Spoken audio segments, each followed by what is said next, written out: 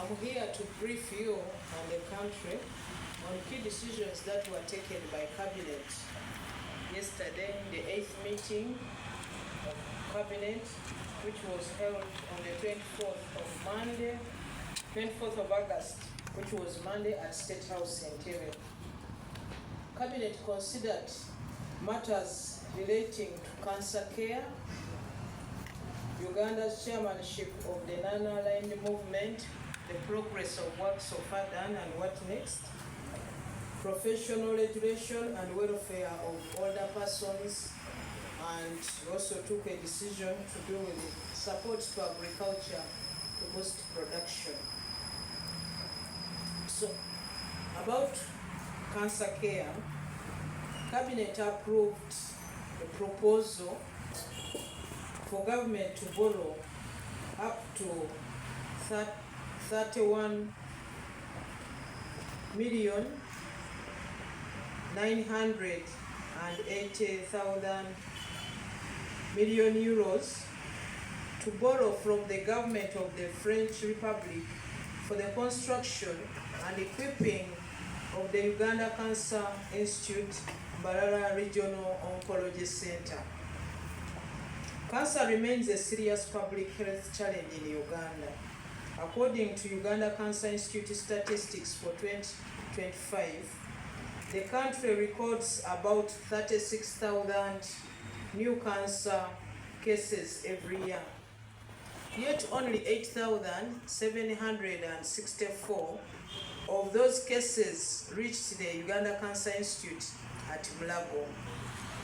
Even more concerning is that between 80 to 87% of the cancer patients present when the disease is already at an advanced stage, that is stage 3 and stage 4. These figures point to a clear and urgent need. Cancer services must be brought closer to the people. At present, the Uganda Cancer Institute carries much of the national burden of cancer diagnosis and treatment. Many patients must travel long distances to Kampala, while others seek treatment abroad at costs that most families cannot afford. The Mbarara Regional Oncology Center will help us to close this gap. It will expand access to diagnosis and treatment, strengthen referral pathways, and support cancer prevention, outreach, early detection, and care in the western region of this country. This investment is in line with Uganda's national government priorities, including the strengthening of health infrastructure and progress towards universal health care. Most importantly, it will reduce the financial and emotional burden that cancer places on patients, families, and the nation. The next decision was on the non-alignment movement ministerial meeting. Cabinet approved the preparations for Uganda to host the final statutory ministerial meeting for the non-aligned movement under the country's current chairmanship. The meeting will take place on the 2nd to 4th December 2026. You remember Uganda assumed the chairmanship of the non-aligned movement for the period 2024-2027 after successfully hosting the 19th NAM Summit in January 2024 under the theme Deepening Democracy for Shared Global Affluence. As part of the preparations for the December meeting, Cabinet approved the organizing committee and its technical committees. Cabinet also approved 3,869,005,000 shillings for hosting the meeting. This meeting will be another important opportunity for Uganda to provide leadership within the movement and to advance cooperation on issues of shared concern among member states. Cabinet also discussed Surveyors Registration Board especially the composition. Cabinet approved the appointment of 4 new members of the Surveyors Registration Board. The board is established under the Surveyors Registration Board CAP 330, that was 2026, and is responsible for the registration and regulation of surveyors in Uganda. The surveying profession is central to land administration, fiscal development, infrastructure, and management of construction costs.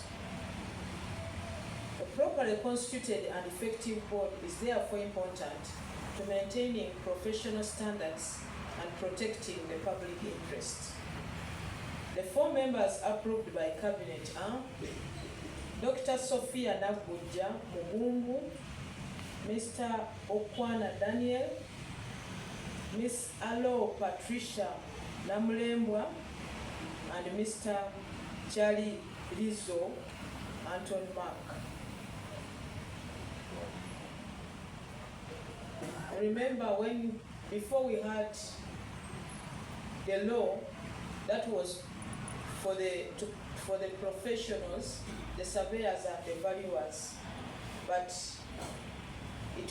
we separated, so the valuers are supposed to have a board and also the surveyors are supposed to have a board, so that they are regulated by different entities since they are different professions. So also discussed issues to do with the International Day for the Older Persons. Cabinet noted and approved arrangements for Uganda's commemoration of the International Day of the Older Persons, which is supposed to take place on 1st October 2026. The commemoration will be held under the theme, Aging with Dignity, Strengthening Care and Support Systems. The event will be hosted virtually from State House in Entebbe, and His Excellency President Yoweri Kaguta Museveni will be the chief guest. The occasion will provide an opportunity to recognize the contribution of older persons to our families, communities, and the country, and it will also draw attention to the need for stronger systems of care, protection, and support that enable older persons to live in dignity. Also discussed issues to do with boosting production in agriculture. Finally, the Cabinet considered the procurement, supply, and distribution of fertilizers to farmers across the country. Through the Ministry of Agriculture, Animal Industry and Fisheries, government will distribute fertilizers to farmers in different parts of the country. The intervention is intended to increase production, productivity of strategic crops, and to support beneficiaries under the parish development model. The Ministry will work out the detailed implementation arrangements and communicate them to the public, including information on the targeted crops, beneficiary areas, and distribution process. And this is supposed to be worked out to take advantage of the rains that have already started in the different parts of the country. These were the key decisions that were taken yesterday. Government remains committed to improving access to essential services, supporting production, strengthening public institutions, and advancing Uganda's interests locally and internationally. But I also want to take this opportunity to remind the country that this Saturday, which will be the 29th of August 2026, is the second National Cleaning Day. So all of the guidelines that we issued last time are the same guidelines we are going to follow. I thank you.